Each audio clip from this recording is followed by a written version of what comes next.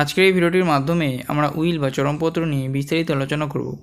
যখন কোনো ব্যক্তি তার জীবিত অবস্থাতে চান যে তার সম্পত্তি, টাকা পয়সা, সোনাদানা তার উত্তরাধিকারীদের মধ্যে না দিয়ে অন্য কোনো ব্যক্তি বা কয়েকজন ব্যক্তি বা তার উত্তরাধিকারীদের মধ্যে কেউ বা কয়েকজন ব্যক্তি তার সম্পত্তি পায়, সেই কথাটি তিনি যে কাগজে লিখে দিয়ে যান সেই কাগজটিকে উইল বা চরমপত্র বলে। আপনারা মোবাইল স্ক্রিনে অরিজিনাল উইল বা চরমপত্রের একটি জেরক্স কপি দেখতে পাচ্ছেন। নিচে ডিসক্রিপশনে এই পিডিএফের লিঙ্ক দেওয়া রয়েছে। উইল দুই প্রকারের হয়, একটি হলো রেজিস্টার্ড উইল আর একটি হলো আনরেজিস্টার্ড উইল।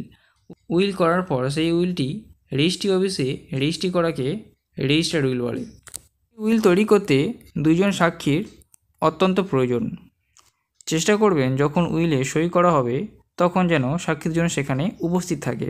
কোনো ব্যক্তি আপনার নামে কোনো সম্পত্তি উইল করে দিয়ে যাওয়ার অর্থ এটা নয় যে তার মৃত্যুর পর সঙ্গে সঙ্গে আপনি সেই সম্পত্তি পেয়ে যাবেন।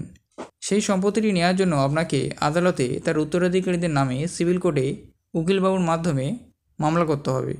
কোর্টের মাধ্যমে উইলের মামলাকে আইনের ভাষায় অ্যাক্ট 39 প্রবেট কেস বলা হয়। আপনি যদি কলকাতা, হাওড়া, দক্ষিণ চব্বিশ পরগনা এই সমস্ত এলাকায় বসবাস করেন, সেই ক্ষেত্রে নতুন উইল করার জন্য বা উইল করার সম্পত্তি নিজের নামে করার জন্য আপনি আমার সাথে যোগাযোগ করতে পারেন। আমার মোবাইল নাম্বার হলো 9832941619। অফিস অ্যাড্রেস হলো আলিপুর জাজেস court, Kolkata. Alipore, Sealdah, Barasat, Barrackpore, Howrah city civil court, Diamond Harbour সমস্ত কোর্টে উইল বা প্রবেটের কেস ফাইল করা হয়। প্রবেটের মামলার সম্পূর্ণ প্রসেস কমপ্লিট হতে মিনিমাম 2 বছর তো সময় লেগে যায়। প্রবেটের মামলায় যে দুজন ব্যক্তি উইলে সইয়ের মাধ্যমে সাক্ষী দিয়েছিল সে দুজন ব্যক্তি এবার উইটনেস বক্সে গিয়ে সাক্ষী দেবে।